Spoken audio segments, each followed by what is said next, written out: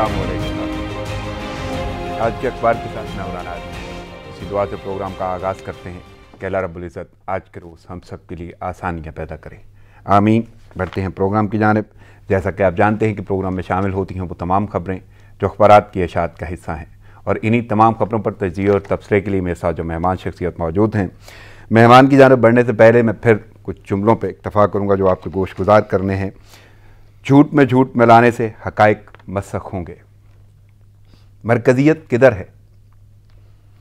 Lockdown के दौरान मुल्क में जोन्स बनाना पड़ सकते हैं। मुल्क में लोगों के आने जाने से सूरत हाल ख़राब हो सकती है।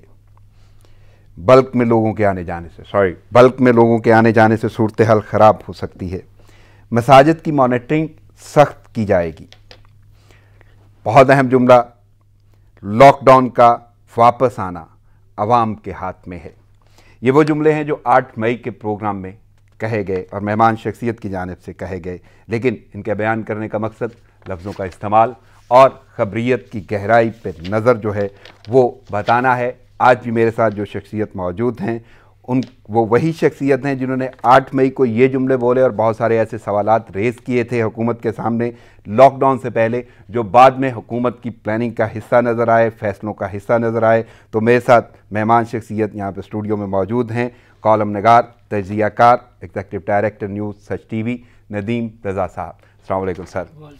मसरूफ़ियत के बावजूद आमद का शुक्रिया, थैंक्स अ लॉट, आपने प्रोग्राम में शिरकत की। चलते हैं अखबारात की जानिब। सबसे पहली खबर जो लीडिंग स्टोरी है वो है लॉकडाउन, यानी लॉकडाउन के हवाले से नरमी का पहला दिन। पाकिस्तान में 24 घंटे के दौरान 1637 केसेस रिपोर्ट हुए। मरीज़ों की मजमूई तादाद 27,400 से तजावज़ कर गई और नरमी कोरोना में तेज़ी आई। छोटे कारोबार खुल गए। पंजाब में 31 मई तक जुज़वी लॉकडाउन। मज़ीद 37 अमवात। सिंध में एक ही रोज़ में 1080 मरीज़। कैसे देख रहे हैं जी सूरत हाल? नरमी की गई तो अवाम उसका नाजायज़ फ़ायदा उठा रहे हैं। शायद वो कल देखा होगा शाम में बाज़ारों में रश था, ना जाने कब से क़ैद थे लोग, अपने तौर से निकलें बाहर शॉपिंग के लिए, निकलें गैर ज़रूरी तौर पे एक ही गाड़ी में कई लोग सवार होकर निकले हैं। तो इन्हीं चीज़ों का ख़दशा भी ज़ाहिर किया जा रहा था कि वो डॉक्टर्स भी बारहा यही कह रहे थे कि गैर ज़रूरी तौर पे कोई घरों से ना निकले, और यही वजह है कि कल जो है कई केसेस आए हैं, अब पहले से ज़्यादा आए और सिंध में उससे भी ज़्यादा केसेस आए हैं। और ये नरमी का ऐलान किया गया है, उसके ऊपर भी देखें अब तज़ाद भी सामने हमारे आ रहा है इसी बुनियाद के ऊपर कि केसेस बढ़ते जा रहे हैं कम होने के बजाय। पंजाब जो है वहाँ से भी अब आवाज़ उठने लगी, वो भी अब कह रहे हैं कि हम 7 जो बड़े शहर हैं वहाँ पे उस तरह से लॉकडाउन में नरमी नहीं करेंगे जैसा कि वफाक ने ऐलान किया है। उन्होंने भी गुजारिश की है कि इसको इल्तवा में डाला जाए, इतनी नरमी ना की जाए। वो इस बुनियाद पे कह रहे हैं कि केसेस बहुत ज़्यादा आ रहे हैं और वहाँ पे भी 3 दिन वो कह रहे हैं कि बंद रहेगा तमाम कारोबार, जब वफाक ने कहा था कि 2 दिन सैटरडे एंड संडे, उन्होंने कहा कि जुम्मा हफ्ता एतवार बंद रहेगा। सिंध में भी इसी तरह की आवाज़ें उठ रही हैं। तो जो सूरत हाल है वो ठीक नहीं है। तो गवर्नमेंट ने तो आवाम के लिए वो किया कि जो डेली वेजेस के लोग हैं वो भूखों मर रहे हैं, उनको ज़िंदगियाँ बचानी है, घरों में खुराक नहीं पहुँच पा रही लोगों के। जो टाइगर फोर्स भी थी वो उस तरह से मौसर उसकी जो ग्राउंड के ऊपर वो हमें मौजूदगी नज़र नहीं आ रही है। और ये लोग जो निकल रहे हैं ये उसी चीज़ का पेश खेमा है। जो डॉक्टर्स जो खदशात का इजहार कर रहे थे कि हमारा जो सेहत के जो मराकिज़ हैं, सेहत के जो बुनियादी मराकिज़ है वहाँ की सूरत अच्छी नहीं है। मुझे आपका एक जुमला याद आ रहा है पिछले प्रोग्राम का, मैं उस पर फोकस करना चाहूँगा। उसकी वजह क्या है? लफ्ज़ आपने बोला कि मरकज़ियत किधर है। कैबिनेट बैठी, इत्तफाक हुआ, फिर कौमी राब्ता कमेटी बैठी, फिर फैसला किया गया, लॉकडाउन का बोल दिया गया, ऐलान कर दिया गया वाज़े तौर पे। तो यहाँ पे फिर मैं लफ्ज़ मरकज़ियत बोलूँगा कि पंजाब भी अगर उस पर पूरा नहीं उतर रहा, वो भी उधर से भी मोहतात अंदाजे नज़र आ रहे हैं। सिंध की सूरत हाल ऐसी है, कोई भी अगर सूबे इस तरह मरकज़ के साथ नहीं बैठे या मरकज़ ने शायद मशावरत नहीं की, इत्तफाक़ राय से ये मामला नहीं हुआ, तो मेरा सवाल वाकई वही है कि मरकज़ियत किधर नज़र आ रही है? हाँ देखिए ना, वफाकी काबीना का वो था, उसमें जो वज़ीर-ए-आज़म ही ने कहा था कि सबकी मरकज़ियत है, सबसे मुशावरत के बाद कि गवर्नमेंट जो है मुशावरत से फ़ैसले करती, और है भी इसी तरह से। जो मुशावरत के बाद जो फ़ैसला होता है वो देर पा होता है, उस पर अमल दरामद करने में आसानी होती है। कोई उससे पीछे नहीं हट सकता। लेकिन यहाँ तो जो पीटीआई की गवर्नमेंट है पंजाब में और केपीके में भी, वहाँ से भी इसके ऊपर तहफ़्फ़ुज़ात ज़ाहिर किए जा रहे हैं कि जो नरमी जिस तरह की गई है, लोग बाहर आ रहे हैं कि जो हॉस्पिटल्स के अंदर जो डॉक्टर्स हैं, जो पैरामेडिक्स हैं, वो शिद्दत के साथ वो मुतासिर हो रहे हैं। गाहे बगैर आप देखें 800 के करीब ये तादाद पहुँच चुकी है, हर जगह हो रहे हैं, मुतासिर हो रहे हैं। तो इसीलिए कल भी उन्होंने कहा कि ये इस नरमी ना की जाए। नरमी उन ममालिक में की जाती है जहाँ पे जो लॉकडाउन के बाद सूरत हाल में बेहतरी हो रही थी, और हमारे यहाँ डे बाय डे इसमें इजाफा होता जा रहा है क्योंकि अवाम जो है घर में बैठने पे आमादा नहीं हो रहे हैं, और हमारे जो सेहत के मराकिज़ हैं वो इस चीज़ की इजाज़त नहीं देते कि इतनी हद से ज़्यादा नरमी की जाए कि लोग बाज़ारों में आएँ, क्योंकि उसकी बुनियादी वजह ये थी कि लोगों को बचाया जाए। लेकिन यहाँ तो लोग खुद से खुद कोरोना को दावत दे रहे हैं, बाहर निकल रहे हैं, उतनी में समाजी गैदरिंग वो उसी तरह से दोबारा शुरू हो गई है। कल भी डॉक्टर्स इसीलिए दोबारा से बाहर आए, उन्होंने प्रेस कॉन्फ्रेंस की,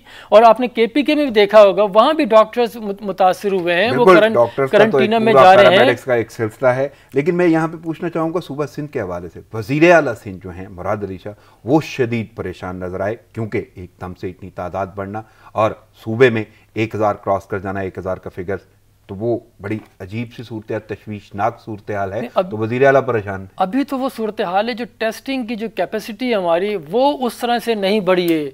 अभी तो रैंडमली जो थोड़े बहुत हो रहे हैं टेस्ट, वो हो रहेंगे 10-12 हज़ार जो भी टेस्ट हैं। अगर ज़्यादा बढ़ाएंगे तो केसेस और सामने आएंगे। क्यों? अभी तो हमारी जो टेस्टिंग की जो जिस तरह से हो रहा है, उसका जो अमल दरामद हो रहा है, जिस तरह से लोगों के टेस्ट किए जा रहे हैं, उसी के मौसर होने के ऊपर इख्तलाफात हैं।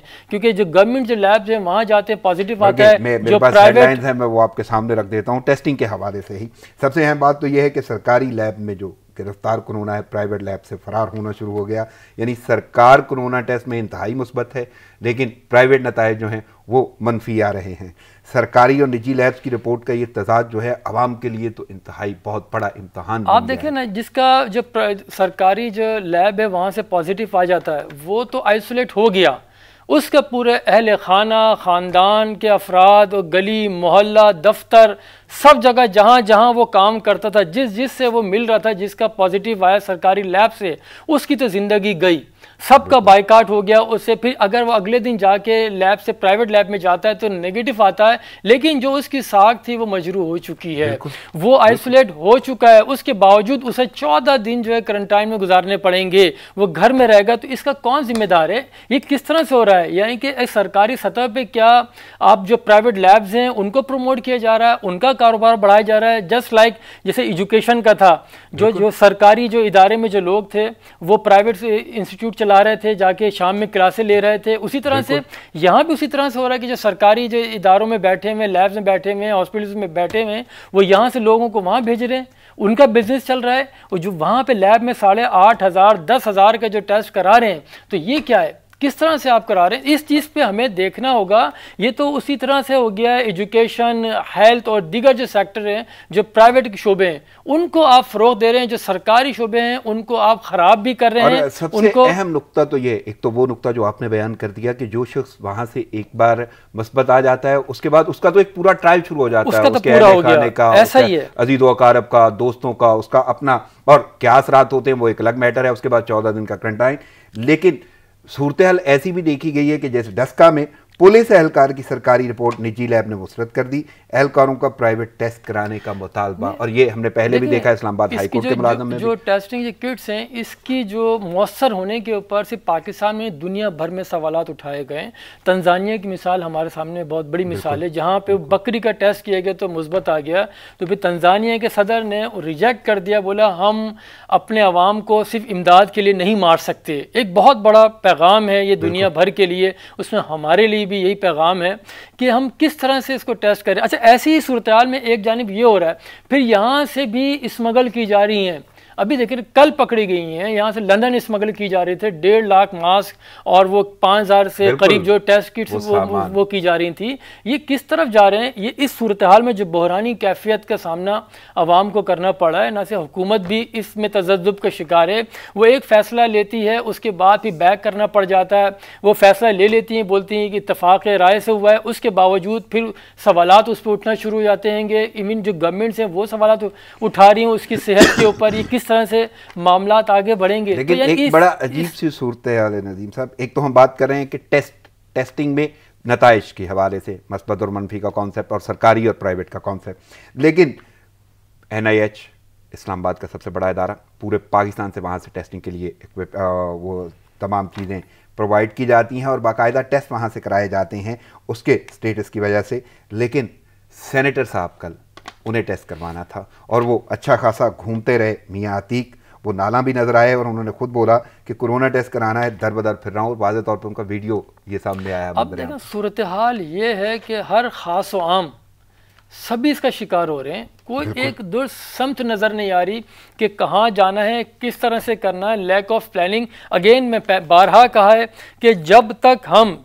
जो मुकामी सतह के नुमाइंदे हैं उनको हम शामिल नहीं करेंगे इस मुहिम के अंदर, इसकी कोरोना वबा के ख़ात्मे के लिए उनका किरदार इंतहाई मौसर हो सकता है इस सारी सूरत हाल के अंदर, क्योंकि वो एक एक शख्स को जानते हैं, इलाके की गली मोहल्ले सब से वो वाकिफ़ होते हैं। उन्हें शामिल करना चाहिए। एक हमें प्लानिंग करनी चाहिए किस तरह से लोगों के टेस्ट हमें करें ताकि उनको आइसोलेट करते जाएँ। यहाँ तो हर बंदा परेशान है, जाए तो कहाँ जाए, किस तरह से। क्यों ये भी बातें आ रही हैं कि जो लोग जाते हैं टेस्ट कराने के लिए हॉस्पिटल्स में जा रहे हैं, जो नेगेटिव होता है वो पॉजिटिव होकर वापस आ रहे होते हैं। जिस तरह से वहां लोगों का आना जाना है, बिल्कुल खड़े हैं लोग। अब जब पिम्स में जो है वो नाकस हालात हैं, सूरत हाल नाकस है, इवन टेस्टिंग की सूरत हाल, और वहीं पे कोरोना के कॉफन, कोरोना से मरने वाले लोग वहां से रवाना हुए। और इवन यहां तक ये सूरत हाल देखी गई है पिम्स में कि उसी एम्बुलेंस में लोगों को सवार करके हॉस्पिटल तक ले जाया जाता है टेस्टिंग सिस्टम, और वापसी पे उसी एम्बुलेंस में कोरोना की डेड बॉडी आ रही होती है। ये पिम्स है। और सेनेटर अगर जाता है टेस्ट करवाने तो उसे अगर वो जगह नहीं मिलती, वो लैब नहीं नजर आती, वो पूरा हॉस्पिटल घूम रहा है, फिर उन्होंने वीडियो नशर की कि ये सूरत हाल है, तो आम आदमी का क्या? अब देखो सेनेटर भी ये वो आम सेनेटर नहीं है, ये बाअसर शख्सियत हैं, ये ताजिर कम्युनिटी से भी इनका ताल्लुक है। ये जो भी इन्होंने वीडियो अपनी वायरल की है वो उस एक तरफ है, उसमें थोड़े से आप बेनिफिट ऑफ डाउट भी दे सकते हैं। वो किस तरह से उन्होंने वायरल की है अपनी वीडियो, वो अक्सर इस तरह की उनकी चीज़ें आती भी रहती हैं, कभी जहाज से भी वो दे रहे होते हैं। लेकिन भारत एक ये सीरियस सूरत हाल है, इसको संजीदगी से लेना होगा। हमें किस तरह से पॉकेट्स बनानी पड़ेंगी, और जो बात की थी हमने जोन की पहले भी बात की थी, आपको उस तरफ जाना पड़ेगा। आपने स्मार्ट लॉकडाउन की तरफ तो आप आ गए हैं, लेकिन इसमें सूरत हाल को देखते हुए जहाँ पे ज़्यादा केसेस आ रहे हैं उससे निमटने के लिए अलहदा पॉलिसी बनानी पड़ेगी। उसमें डॉक्टर्स को ज़रूर शामिल करें। गो के कैबिनेट में मेजॉरिटी डॉक्टर्स हैं, बड़े बड़े डॉक्टर्स हैं जो बाहर से आए हुए भी हैं, लेकिन उसके बावजूद अगर इस तरह के सकम पॉलिसीज़ के अंदर आ रहे हैं, जो उनके ही जो ट्रेजरी बेंचेस के जो लोग हैं वही उस पर तहफ़्फ़ुज़ात और सवालात उठा रहे हैं, तो ये सूरत हाल उस तरह से नहीं है कि आप इस पर कंट्रोल कर सकें। मैं इसी हवाले से आगे बढ़ता हूँ। PM में ओहदेदार हुकूमत से नाला हैं, कहते हैं लॉकडाउन में नरमी से बीमारी मज़ीद फैलेगी, साइंस की दुनिया को समझने की ज़रूरत है।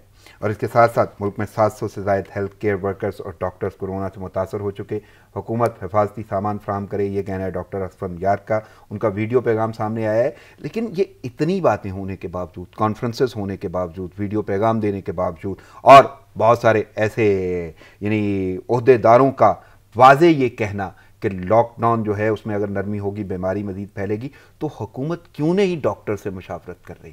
कोई ऐसा लाहे अमल नहीं नजर आया। जिस तरह आप ये कह रहे हैं कि कैबिनेट का हिस्सा है बहुत सारे डॉक्टर, लेकिन इसके बावजूद इस शोबे को, ये मसीहाओं को कोई इतनी अहमियत नहीं मिली कि उनसे मुशावरत की जाए। लेकिन बात वही, फिर फैसले हो कहाँ रहे हैं? अगर इस तरह की सूरत हाल है, जो लॉकडाउन में जो नरमी है उससे जाहिर ये होता है वो सिर्फ इस्लामाबाद की हद तक ही लग रही है हमें।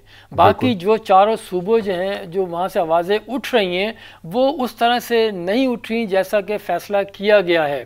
तो सिर्फ इस्लामाबाद में हम देख रहे हैं नरमी उस तरह से हुई है जो वफाक ने चाहा। गो के वफाक ने लॉकडाउन का ऐलान भी नहीं किया था, और फिर बार बार लॉकडाउन में नरमी का तो ऐलान किया जा रहा है, लेकिन उसको लगाने का नहीं किया था। उसमें आपने तौसी भी की लेकिन लगाया नहीं था, यानी कहीं पे भी लगाने का ऐलान नहीं हुआ। हाँ एग्जैक्टली, ये सूरत हाल जो नजर आ रही है उसमें स्टैंडिंग कहीं नहीं है।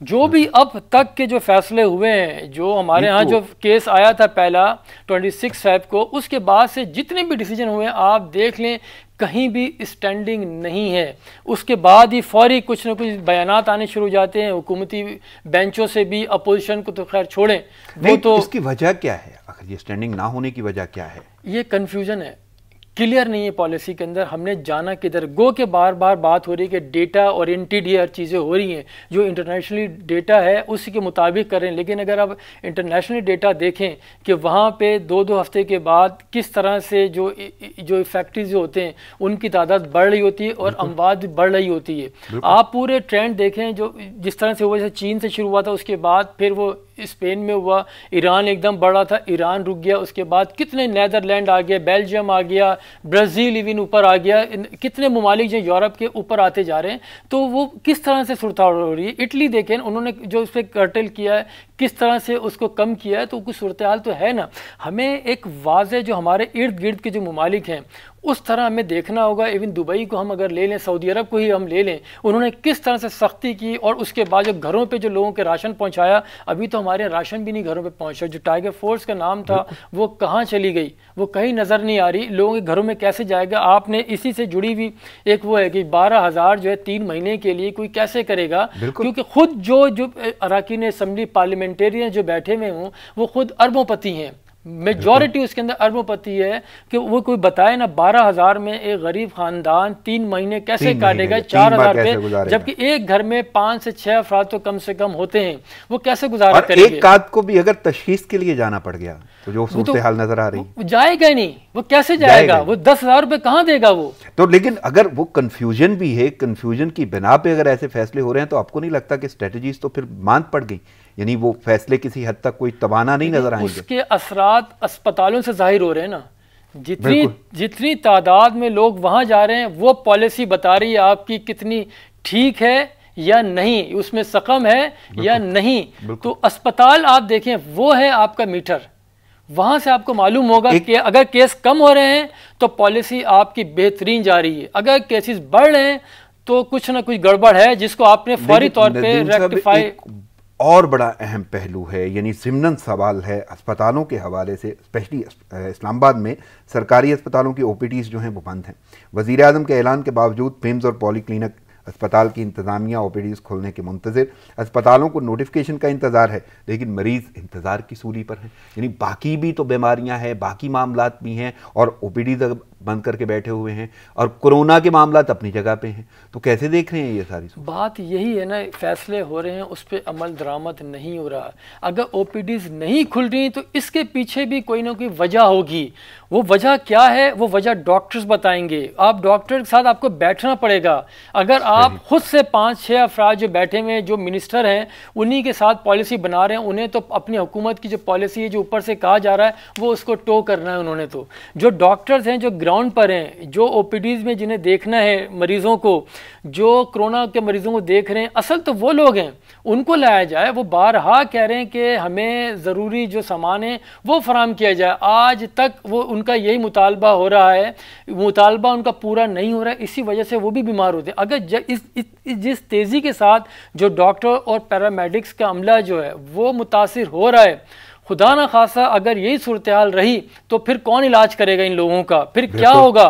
फिर तो लोग ऐसे ही, जैसे खुदा ना खासा जैसे इटली में हुई है सूरत हाल कि कोई हाथ लगाने को तैयार नहीं था, क्या यहाँ भी उसी तरह से होगा? हमें एक क्लियर कट पॉलिसी बनानी पड़ेगी। जो डॉक्टर्स हैं, लेकिन जो पॉलिसी तो अपनी जगह पे, आपको नजर आ रहा है आने वाले दिनों में कि ये डॉक्टर्स के साथ भी कोई मुशावरत होगी, यानी कोई बैठते हुए नजर आ रही है? काबीना करना पड़ेगा। मैंने कहा ना कि जो पॉलिसी का जो अमल दरामद है, पॉलिसी कितनी पुरअसर है, उसका अंदाज़ा जो हॉस्पिटल्स हैं उसमें जो लोग आ रहे हैं उससे अंदाज़ा आपको वाज़े हो सकेगा। फिर गवर्नमेंट को एक न एक दिन आना पड़ेगा, लेकिन ज़्यादा देर ना हो जाए कहीं आने के लिए। उस यानी अभी भी जो सूरत हाल है वो तो ताखीर की जानिब ही है ना।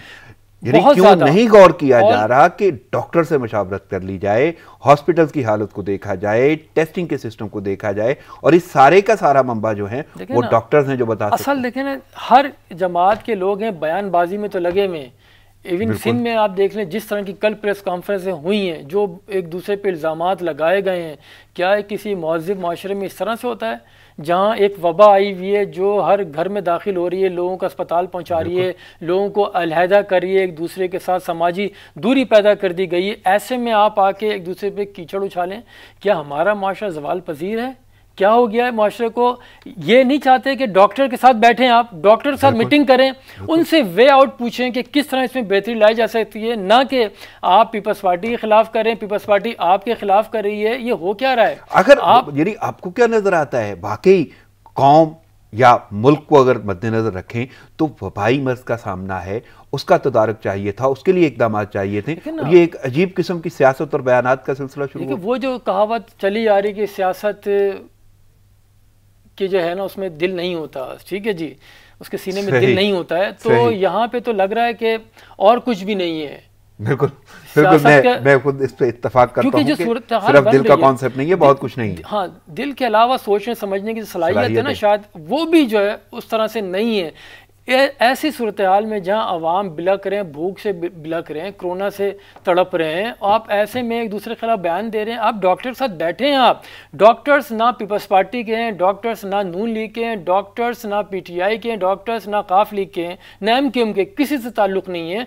वो इन जिंदगियां बचाते हैं, जिंदगियां लेते नहीं है वो, तो वो अवाम के वसीतर मफाद में वो कह रहे हैं। तो ऐसी सूरत हाल में जो आप अपना वक्त ज़ाया कर रहे हैं प्रेस कॉन्फ्रेंसें करने के, एक एक 2-2 घंटे ज़ाया कर रहे हैं लोगों के, मीडिया के, उन्हें डिवाइड कर रहे हैं, लोगों को एक दूसरे के खिलाफ बना रहे हैं। आप वो वक्त लगाएं डॉक्टरों के साथ, उनके मसाइल जाने ना, आप फिर अपनी मरकजी क़यादत को बताएं कि डॉक्टर के ये जेन्युइन मसाइल हैं, हम उस इलाके के, हमें पता वहाँ के अस्पतालों की सूरत हाल क्या। ये ना करें कि कुत्ते ने काट लिया, वैक्सीन नहीं है वहाँ पर अस्पताल में, ये नहीं है, जो है प्रोवाइड करें। सूरत हाल है, अगर अल्लाह ना करे बीमारी हावी हो गई तो फिर तो ऐसी सूरत हाल में बहुत ज़्यादा नुकसान देखना पड़ेगा, बल्कि शायद आप कवर भी ना कर पाए अगर डॉक्टर उसका तबका जो है वो आप नज़रअंदाज कर रहे हैं मुशावरत में। देखिए ना, सूरत हाल यही मैं जब भी कह रहा हूँ ना कि इन्हें सियासतदानों को जो वक्त ज़ाया कर रहे हैं एक दूसरे के खिलाफ लान तान में, आप डॉक्टर के साथ बैठें, उनके साथ मसले देखें, हो क्या रहा है, उनको ज़रूरत किस चीज़ की है।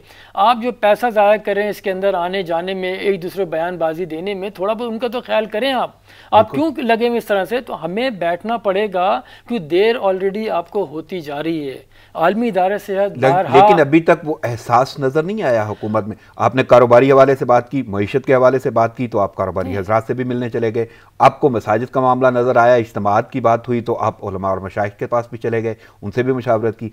लेकिन जब बीमारी का मामला है, मरीजों की सूरत हाल है, तादाद बढ़ रही है, टेस्टिंग किटों के मामला हैं, और इसमें सबसे अहम बात जिन्होंने इसका तदारक करना है, जिन्होंने कवर करना है, वो डॉक्टर्स हैं, उनके साथ नहीं बैठ रहे। आखिर असल तो इस दौर में जो दौरे कोरोना जो चल रहा है, इसमें जो इंतहाई अहमियत के जो लोग हैं वो हैं डॉक्टर्स और पैरामेडिक्स, वो हैं फ्रंट लाइन भाई, जो इक़्तिसादी माहिरीन हैं, ठीक है, जो कारोबारी तबका है, वो उनकी अहमियत अपनी जगह है। ठीक है, आपके पास ये आपके जेन्युइन ग्रीवेंसेस हैं कि टैक्स कलेक्ट नहीं हो रहा, आपका जो पैसा उस तरह से नहीं आ रहा, रेमिटेंस ब्लॉक हो चुके हैं आपके, और जो इंटरनल जो आपके चल रही थी तिजारत वो रुकी हुई है, वो जेन्युइन चीज़ें।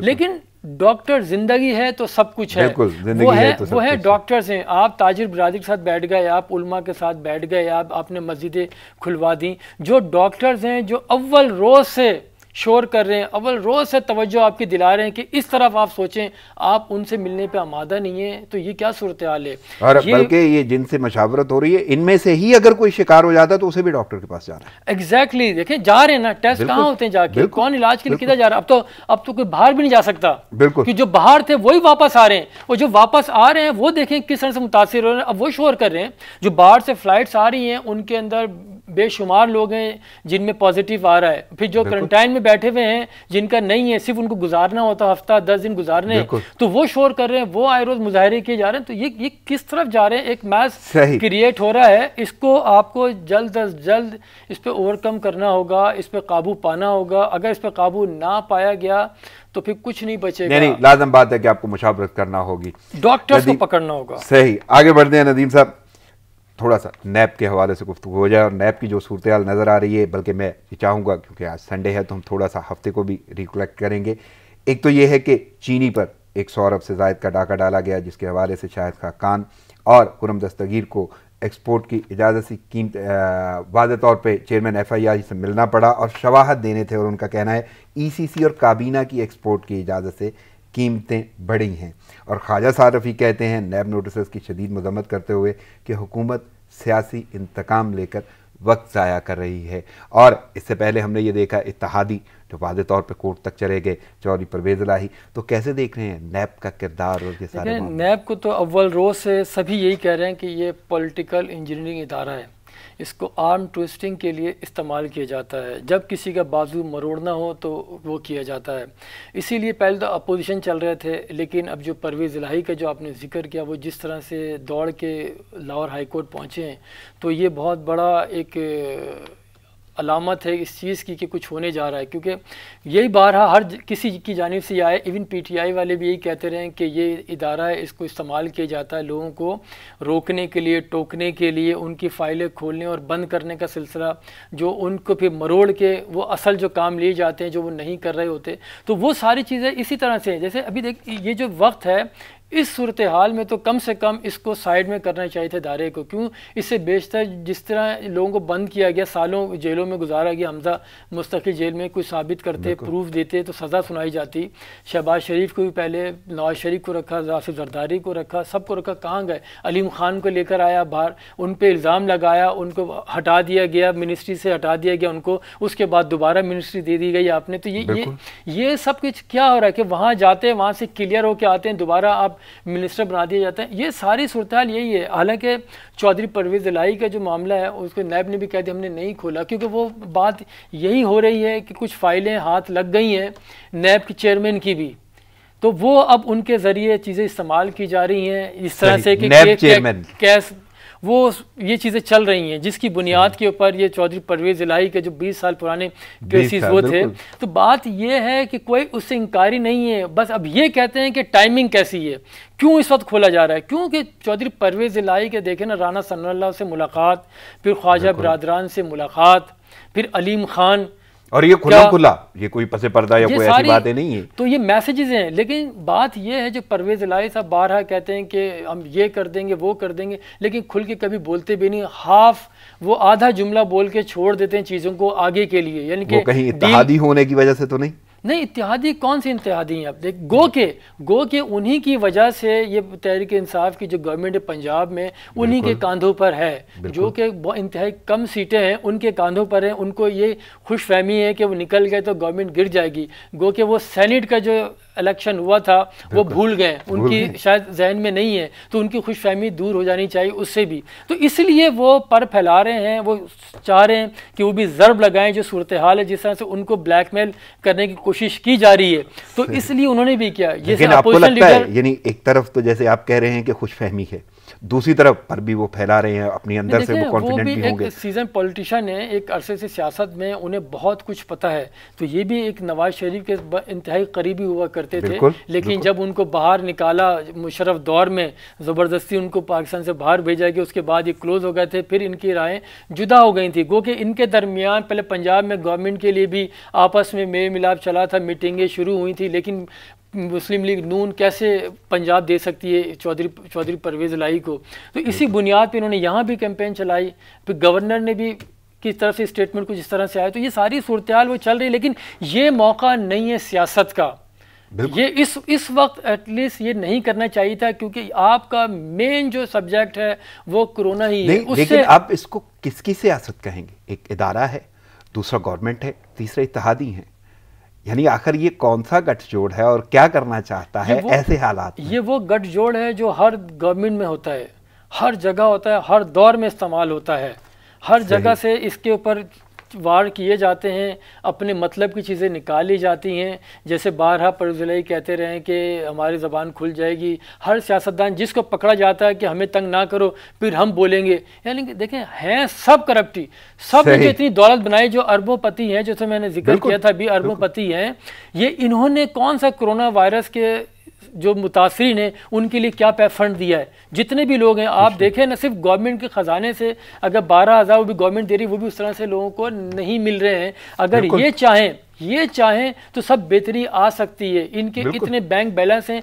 जितना पैसा कमाया सारा वो बेशतर लोगों ने नाजायज़ जो इख्तियारात इस्तेमाल किए हैं अपने, उस 2 नंबरी से पैसा कमाया तो उसमें से निकालें, आवाम को दें। वो नहीं देना चाह रहे, वो सिर्फ बयानबाजी में एक दूसरे को नीचा दिखाने के लिए वो सूरत चल रही है। जिस तरह आपने जिक्र किया सियासत के हवाले से और शख्सियत के हवाले से कि ये चौधरी बरदरान नवाज शरीफ के भी करीब रहे और अब भी इत्तेहादी हैं, एक और ऐसी ही शख्सियत हैं, सियासतदान भी बड़े यानी उनकी अहमियत के हामिल हैं, इत्तेहादी भी हैं, नवाज शरीफ के भी करीब रहे हैं, तो वो उनकी भी कुछ पेशगोइयाँ जारी रहती हैं। कहते हैं मुझे नहीं लगता शहबाज शरीफ लंदन जा सकते हैं, शेख रशीद की शेख गोइयाँ। और अब कहते हैं अब भी नैब टार्जन ना बना तो अपनी अहमियत खो देगा। और साथ में उन्होंने एक दावा भी किया है कि वो जो आटा चीनी का जो स्कैंडल है ना, उसके हवाले से अब फ्रांसिक रिपोर्ट के बाद कुछ और बड़ा होने जा रहा है। तो कैसे देख रहे हैं ये शेख रशीद की, उसको पेशगोइयाँ कह लें या शेख गोइयाँ? एक तो शेख रशीद साहब देखें वज़ीर रेलवे हैं और ये इंफॉर्मेशन मिनिस्टर बने रहते हैं डिफेक्टो। ये हर उसमें देखें इनके ऊपर किसी का बस नहीं चलता। ये अपनी तरफ से बोलते हैं या वज़ीर आज़म की तरफ से बोलते हैं या किसी और की तरफ से बोलते हैं कि जहाँ बैठते हैं जाके कुछ चीज़ें पता चल जाती हैं, यानी अपनी कोई बात नहीं है। ये एग्जैक्टली ये कह देते हैं, उसके बाद अगर ठीक हो गई, देखो मैंने तो पहले कह दिया था, क्योंकि कई चीज़ें इनकी बारहा ऐसी होती हैं कभी पूरी नहीं होती हैं, क्योंकि जो भी इनसे जिक्र कर रहा होता है ऐसी चीज़ें होती हैं, यानी गली मोहल्लों में इस तरह से होता है, आप किसी से कोई चीज़ बोलें या किसी को बताना मत ही है, तो आप देखें पूरे मोहल्ले में वो पता होता है सबको कि अब वो यही बोलते हैं बताना नहीं, स्पेशली खवातीन को, ये कहा खवातीन को। बस ये भी देखें इनकी भी इसी तरह से शौकियाँ हैं कि ये टार्जन, क्या टार्जन बन के, क्यों टार्जन बन के, किस लिए टार्जन की जरूरत है, आप क्या कह रहे हैं आप इदारे से मुतल्लक। अच्छा मजे की बात यह है ना, हर दूसरे तीसरे दिन प्रेस कॉन्फ्रेंस करते हैं आप अगर रेलवे पे कर रहे हैं तो रेलवे की बात होती नहीं है, सारे क्वेश्चन पॉलिटिकल ही होते हैं, शहबाज शरीफ के खिलाफ होते हैं, कभी जरदारी के भी किसी के खिलाफ होते हैं। तो ये किस तरह की सूरत हाल है? आपसे कौन बोल रहा है कि आप जाके प्रेस कॉन्फ्रेंस करें? और ये बड़ा अजीब सी सूरत हाल है कि कभी कोई रोका और टोका भी नहीं गया हुकूमत की जान। बात वही है, वो अपने आप में अंजुमन है, अपने आप में सियासी जमात हैं, वो खुद ही वर्कर हैं, खुद ही लीडर हैं, हर चीज़ वो खुद ही करना चाहते हैं। अच्छा गवर्नमेंट से साथ भी हैं और साथ नहीं भी हैं, वो बोलते भी यही है कि मैं तो बस इमरान खान साथ बाकी कुछ भी नहीं है, तो वो भी कहीं ना कहीं शेकी है। देखें जहांगीर तरीन पर उन्होंने पहले बात की कि कोई ताल्लुक नहीं टूटेगा, ये छोटी सी बात है, उसके बाद बोलते हैं जहांगीर तरीन से ख़त्म हो गया, ये क्या चीज़ें। फिर आटा चीनी स्कैंडल कहाँ चला गया, आटा चीनी स्कैंडल। फिर आपने कहा माफिया का नाम, जब माफिया का नाम आया तो अब वो गायब हो गया। आपने कहा मुनाफा खोरों ज़ख़ीर अंदोज़ों को नहीं छोड़ेंगे आप सिर्फ अलामती स्ट्राइक्स हो रही हैं, अलामती तौर पे छापे मार रहे हैं, 10,000 बोरियां निकाल ली। जो बड़े जो लोग हैं वो किधर हैं, जो आपके साथ बैठे हैं वो तो सारे वो किधर हैं? आपने कहा रमज़ान में महंगाई नहीं करने देंगे, आप देखें आटे के थैले पे फिर कल 40 रुपये बढ़ा दिए उन्होंने, आपने कोई रोक टोक नहीं है। आप कैसे वो करें ज़ख़ीर अंदोज़ के खिलाफ कार्रवाई? ये सिर्फ यानी सेरेमोनियल आप प्रेस कॉन्फ्रेंसों में या स्टेटमेंट निकाल देते हैं कि हम नहीं छोड़ेंगे। भाई पहले पकड़े उनको, फिर बात होगी छोड़ने की। आप तो जिनको पकड़ते हैं सबको छोड़ देते हैं, नैब पकड़ती है उनके ऊपर कुछ नहीं है, नहीं सामने कुछ नहीं आता। बल्कि मैं इसी हवाले से हमजा शहबाज की बात करता हूँ कि मीडिया रिपोर्ट्स पर, हमजा शहबाज की मीडिया रिपोर्ट्स पर नैब की वजाहत सामने आई है और उनका ये कहना है कि कानून के मुताबिक अदालत में पेश किए जाएंगे वो तमाम के तमाम केस के ठोस शवाहिद जो उनके पास मौजूद हैं, यानी अभी भी वो शवाहिद पेश किए जाएंगे और अरसा दराज से वो अंदर हैं। यानी अभी तक कोई ऐसी कार्रवाई सामने नहीं आ रही कि कोई बंदा आपने पकड़ा है तो वो शवाहिद आपके पास पहले से मौजूद हैं, और अगर मौजूद हैं तो इतना ये सिलसिला कैरी फॉरवर्ड हो चुका है, इसके बावजूद अभी तक आपने पेश नहीं किया। तो बात वही है, आपके पास सबूत उस तरह से होते नहीं हैं, आप सिर्फ एक मीडिया में हाइप क्रिएट कर देते हैं, जो असल जो इशू होता है उससे तवज्जो हटा दी जाती है और ज़िमनी चीज़ के ऊपर आ जाते हैं, जिसकी कि बेबुनियाद चीज़ें बेबुनियाद ही हुई जब आप साबित नहीं कर सक रहे, आप फिर उनको छोड़ना पड़ जाता है। फिर आप हाई कोर्ट चले जाते हैं या अदालतों में चले जाते हैं इसके भी स्टे ऑर्डर के लिए, या दोबारा केस की प्ले करते हैं। तो ये जो सारी चीज़ें, इसको सोचना समझना होगा, इस सिलसिले को छोड़ना होगा, आगे बढ़ें।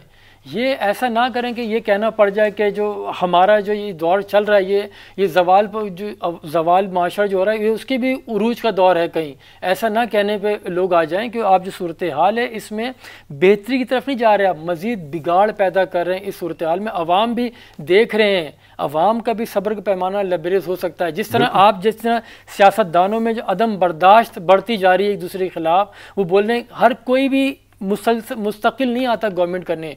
5 साल हद 10 साल अभी अगर आ गए तो क्या आपने छोड़ना है एक दिन? फिर आप भी सोचें, आप भी कल अपोजिशन में आने, आपके पास भी ये ट्रेजरी बेंचेस नहीं होंगी, फिर क्या होगा? फिर आप ही होंगे, फिर नैब को बुरा भला कह रहे होंगे। इसीलिए तरमीम की बात की जा रही थी, इसमें काफ़ी लोगों का फ़ायदा होना था। वो ड्राफ्ट लीक किया गया, उसके बाद गायब कर दिया गया। तो ये जो सारी चीज़ें हैं, लोग देख रहे हैं, बिल्कुल आपकी तरफ देख रहे हैं। बल्कि यहाँ पे एक आपने जुमला इस्तेमाल किया अदम बर्दाश्त का, तो मैं अदम बर्दाश्त के हवाले से भी एक तो खबरें मेरे पास मौजूद हैं जो अखबारात का हिस्सा हैं, वो आपके सामने मैं रखता हूँ। सबसे पहले तो क्योंकि हम कोरोना की बात कर रहे थे, लेकिन इस बीमारी के बावजूद अवाम में जो अदम बर्दाश्त का सिलसिला है, लयारी जनरल अस्पताल में कॉलेज और अस्पताल का अमला दस्तों गिरेबान। आइसोलेशन सेंटर तनाज़ा की वजह बना। वाक़या के बाद नर्सेस का अस्पताल में एहतजाज। हैरत की बात है कि आपको इतनी गंभीर और संगीनी का सामना है, सूरत हाल ऐसी है कि नागहानी आफत है और वबाई मर्ज है, और कौन सा तबका? अस्पताल का और साथ में कॉलेज का।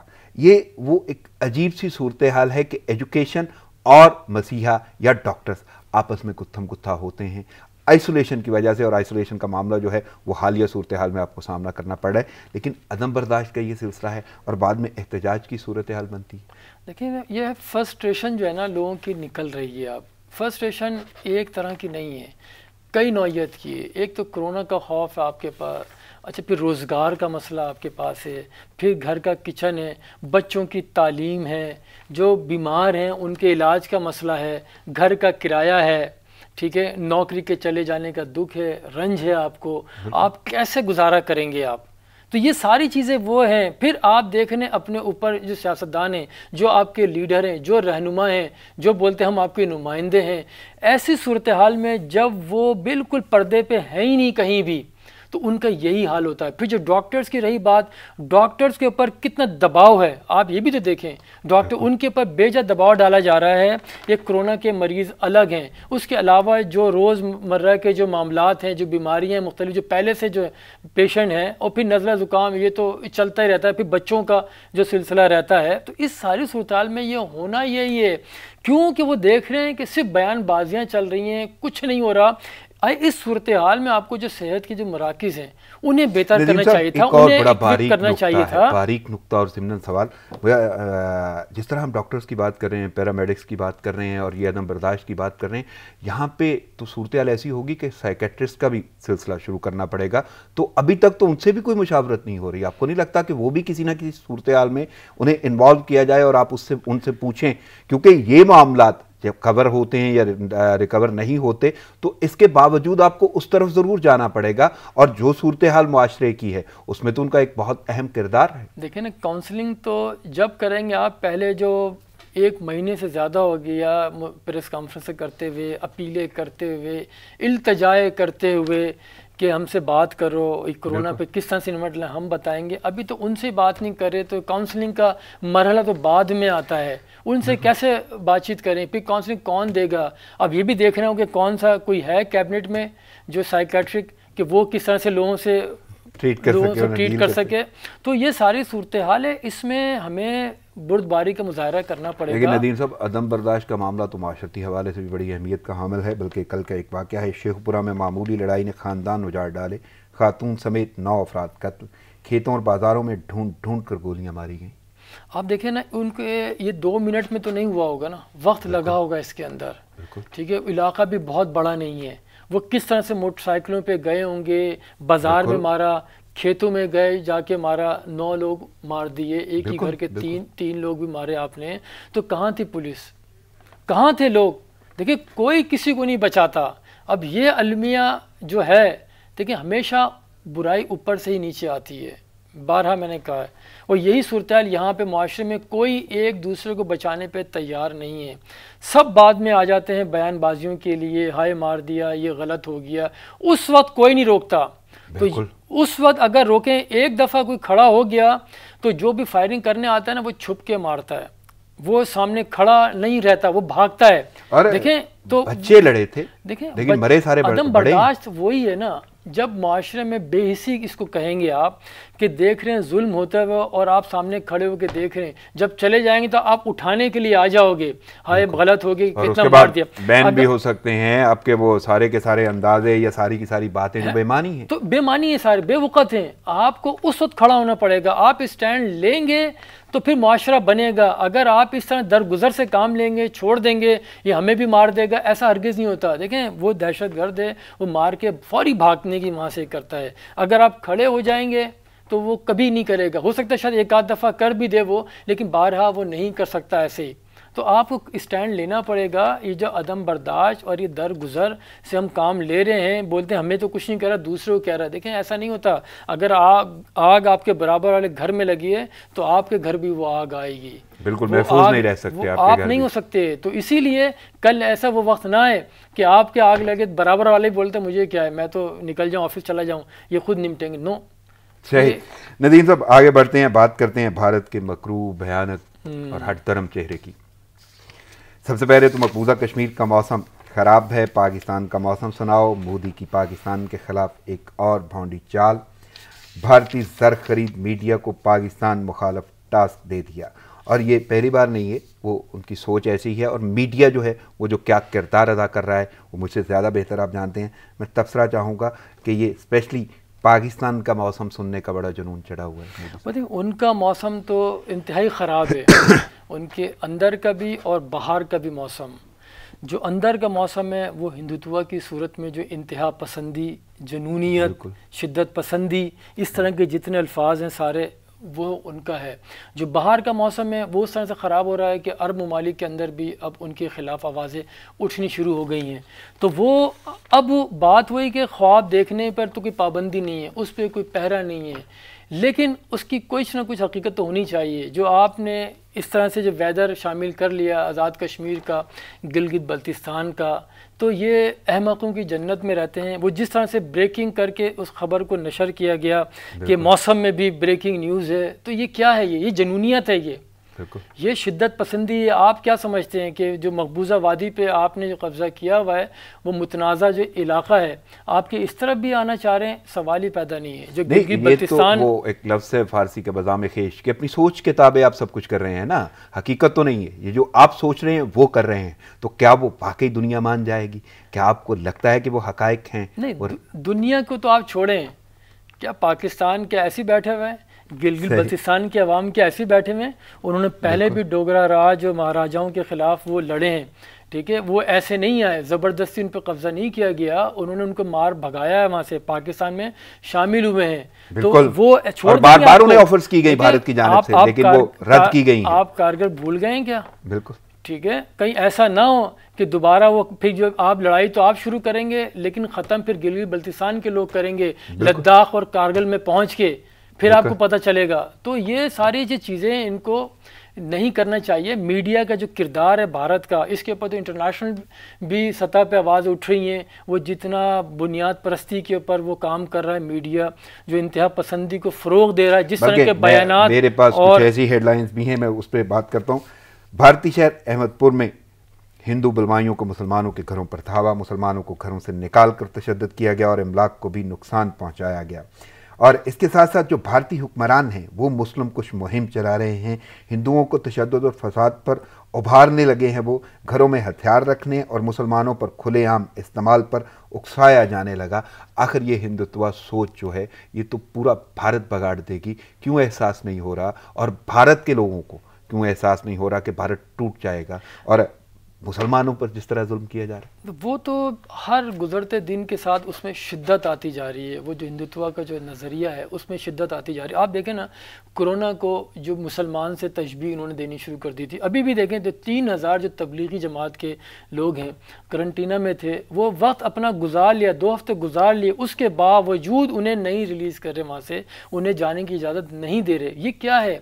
ये इंतहा पसंदी नहीं तो और क्या है? आप क्यों? वो इसलिए कर रहे हैं कि जो उनके अंदर जो अलहदगी की तहरीकें थी इतनी सारी चल रही हैं, उसको दबाने के लिए उसकी खबरें मंजर आम पे ना आए। क्या वहाँ पे वो लोग खामोश बैठे हुए? आपको याद होगा 6 महीने पहले जो रियासत मणिपुर में उन्होंने अलहदगी का ऐलान किया था, बिल्कुल, उसके बाद वहाँ पे क्या हुआ है? उन्होंने अपना झंडा भी लहरा दिया, तराना भी पढ़ लिया। उसके अलावा कितनी जो आबादियां 37 मूवमेंट्स उनकी चल रही हैं, बिल्कुल, ये अच्छी खासी तहरीक हैं, एक नहीं है, 37 है ये। बिल्कुल। तो वह उसमें तेजी आ रही थी। आप देखिए आसाम में देखें, नागालैंड में देखें, आप उस मिजोरी में देखें, पे भी यही सूरत हाल है। उन्होंने ऐलान कर दिया पासपोर्ट और बाकी मामला, सारी चीजें वहां पे चल रही हैं। उसको दबाने के लिए उन्होंने ये प्रोपेगेंडा शुरू कर दिया, क्यों अब इनकी जड़ें कमजोर होती जा रही है मोदी की। ये जिस तरह से जो इन्होंने मुस्लिम कुछ फसादात वहाँ पे कर रहे हैं, तो वो उस एक वक्त आएगा कि लोग उठेंगे इनके खिलाफ। क्यों कि जो इनके कारोबारी जो मामलात थे अरब ममालिक के साथ, अब वो भी दूरियां हो रही हैं। अमेरिका भी इनका असल चेहरा देख चुका है, वो जो सूरत हाल इनकी होती जा रही है।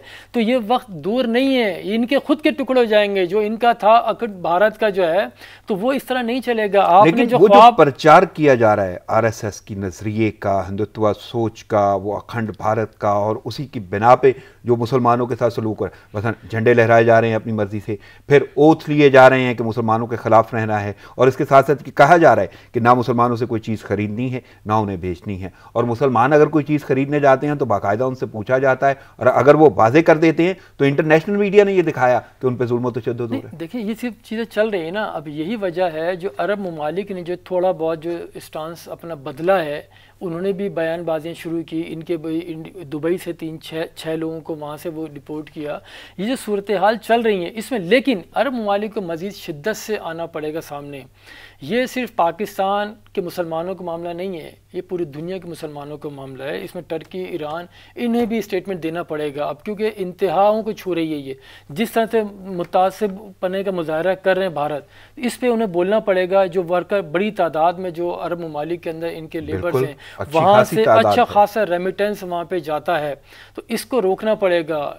इसके अलावा कोई चारा नहीं है। जिस तरह से मुसलमानों पे रोज़ाना की बुनियाद पे मजालिम बढ़ते जा रहे हैं, उनको दुकानें चलाना अजाब हो गया है, कारोबार नहीं कर सकते, आज़ादी से अपनी हरकत नहीं कर सकते। एक से दूसरी जगह एक और बड़ा बारीक नुक्ता है, ज़िम्नन सवाल है, बल्कि ज़िम्नन क्या वाज़े तौर पे वो हेडलाइंस का हिस्सा है कि ये तो वो लोग हैं, या ये वो इंतशार और वो खलफशार है जो बाकी भारत में फैलाया जा रहा है, जो पहले से इसका शिकार नहीं थे। लेकिन मकबूजा कश्मीर वो तो एक दास्तान है तवील, यानी शुरू से एक तवील अरसे से वो जुल्म सहते आ रहे हैं, और अब शदीद लॉकडाउन, उसके अच्छे खासे दिन हो चुके 270 के लगभग, और अभी तक कोई पुरसाने हाल नहीं, कोई रसाई नहीं। दुनिया कहाँ है और वो क्या करना है? बात वही, इसीलिए भारत का मोदी सरकार के जो है ना, इतना वो बढ़े, उन्होंने पैर फैलाएं, हाथ फैलाएं अपने, क्योंकि ये कश्मीर के ऊपर आलमी बरादरी खामोश रही, सिर्फ बयानबाजी की हद तक ही रहे, उससे आगे नहीं बढ़ रहे हैं। अब वो कितना उनको जुल्म सितम हो रहा है, ये अब दुनिया को नहीं पता चल रहा। वो वजह यही है कि वहाँ पे जितने जो मीडिया था, जो मुसलमानों का मीडिया था, ये वहाँ के जो लोकल भी जो लोग थे, उनको भी दबाया जा रहा, उनको भी मारा जा रहा है। कहाँ से खबरें आएंगी? तो वो इसीलिए इस तरह की खबरें फैला के मुसलमानों को वो ख़राब करने की वहाँ कोशिश कर रहे हैं। वो जबरी तौर पे जो मज़हब भी तब्दील कराए जा रहे हैं। वो वजह ये है कि जिस तरह से जो उनके जो गरीब तबका है, जो लोअर कास्ट जो उनकी है, वो मजालिम के शिकार है। आप देखें ना, अभी दो दिन पहले ही जो हुआ है, जो 16 जो लोग रेलवे लाइन के ऊपर हलाक हो गए, ठीक है। जो लॉकडाउन आपने किया हुआ, एक रियासत से दूसरी रियासत लोग नहीं जा पा रहे हैं, मजदूर कितने रास्तों में पैदल, तो भारत के अंदर के मामलात हैं। लेकिन मैं वही कह रहा हूँ ना, इनको दबाने के लिए इन चीज़ों को जो अवाम उठ खड़े हुए हैं ना, वो पैदल सफ़र कर रहे हैं, गाड़ियाँ नहीं है, तो रास्ते में मरे जा रहे हैं लोग। वो खबरें किधर हैं? बिल्कुल वो दब रही हैं। ऐसे में आप जो लोअर तबका है उसको मुसलमानों के खिलाफ निकाला जा रहा है, उकसाया जा रहा है। ये तमाम मामलात को छुपाने के लिए ही एलओसी पे भी वो जो घटिया हरकत, एलओसी का भी यही है ना, बिल्कुल यही। अपने अंदर जो उनके तहरीकें उठ रही हैं, ये तो वो है अलहदगी की। जो निचला जो तबका है, जो पिसा हुआ तबका है, जो उनका हिंदुओं के दलित जो हैं, वो देखें ना, वो भी उठ रहे हैं उनको दबाने के लिए। जो लोग मर रहे हैं, भूखे मर रहे हैं। और इस दौरान तो है पुलवामा में जितने भी वो बंदे उनके मारे गए फौजी, वो सारे के सारे दलित, तो उनको रखा हुआ है ना, कि फ्रंट लाइन पे उनको रखा हुआ है। आप यहाँ पे भी बॉर्डर आपने क्यों गर्म किया हुआ? उसकी बुनियादी वजह यही है, जो अंदर की जो खराफात हैं उसको छुपाने के लिए जो बुराइयां हैं, आपकी जो बुराइयां हैं, जो लोअर कास्ट को आप जो मार रहे हैं, उनके पास खाने पीने की चीजें नहीं है, भूखों मर रहे हैं, खुदकुशी कर रहे हैं, और रास्ते में हलाकतें हो रही हैं उनकी, खाने पीने के लिए नहीं है, रोजगार नहीं है। तमाम खबरें मंजरेआम पे नहीं है, ये नहीं आ रही, ये सब चीजें हैं वहां पे, ये मंजरान पे नहीं आ मीडिया रही, नहीं दिखा रहा, और वो मीडिया से जो तवक्को की जा रही है। एग्जैक्टली, आपने सब लोगों को उस मुसलमानों के खिलाफ लगा दिया ना, जो हिंदुत्वाई का जो नजरिया है उसके ऊपर उनको मसरूफ कर दिया कि आप मुसलमानों को बाइकाट करो, जो आपका फरीजा है, आपका जो ईमान का हिस्सा उनका बना दिया गया है इंतहा पसंदी को, इसलिए वो सारी चीज़ें पोशीदा हो गई हैं, ये सारी चीज़ें आ गई। और इंडिया का जो मीडिया है वो भी भरपूर तरीके से सिर्फ मुसलमानों के खिलाफ ही वो लगा हुआ है, और कुछ उसको नजर नहीं आ रहा है, जो इनकी पॉलिसियां हैं वो बिल्कुल उसकी बात नहीं करने पर तैयार। आखिर में एक खेल की खबर है, और वो है साबिक क्रिकेटर्स के संगीन इल्जामात। क्रिकेट का सुनहरा दौर ताकतार हो गया। वर्ल्ड चैंपियन स्कॉट के फाइनल के man of the match Wasim Akram swing के सुल्तान भी हैं, लेकिन उनकी खामोशी जो है वो बहुत कुछ साबित भी कर रही है, लेकिन मुहम्मा भी है। तो कैसे देख रहे हैं उस खामोशी को? आप देख रहे हैं जैसे सियासतदान जो हैं वो आधा बयान जारी करते हैं अपना, जैसे करप्शन के ख़िलाफ़ बात हो रही होती है तो वो दूसरे के ऊपर उंगलियां बड़े एहतियात से उठाते हैं कि उनका भी केस ना खुल जाए। तो यहाँ पे भी यही सूरत हाल है, सब बोल रहे हैं कि वसीम अकरम भी काफ़ी ख़बरों में रहे हैं, वो जो रिपोर्ट्स पड़ी हुई हैं अगर पूरी रिलीज़ कर दी जाएं और मीडिया में वो दिखाई जाएं तो फिर जो इनकी जो एम्पायर एक बनी हुई एम्पायर है वो फिर गिर सकती है। इसलिए ये खामोश बैठे हैं। गो के इस दौरान काफ़ी बड़े बड़े बयानात आए इनसे मुतालिक और इनके भाई के मुतालिक आए हैं चीज़ें, तो इसीलिए नहीं बोल रहे कि शायद कि यहाँ ना आ जाए। सही। नदीम साहब, मदर्स डे है, तो आखिरी जुमले में पैगाम के तौर पर चाहूँगा एक आध जुमला।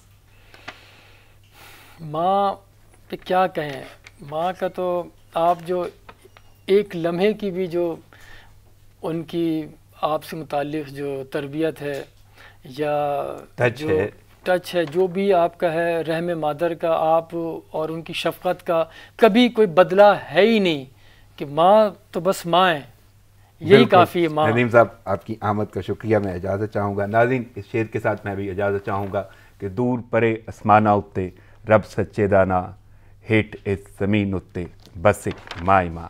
दुआओं में याद रखिएगा। अल्लाह निगहबान।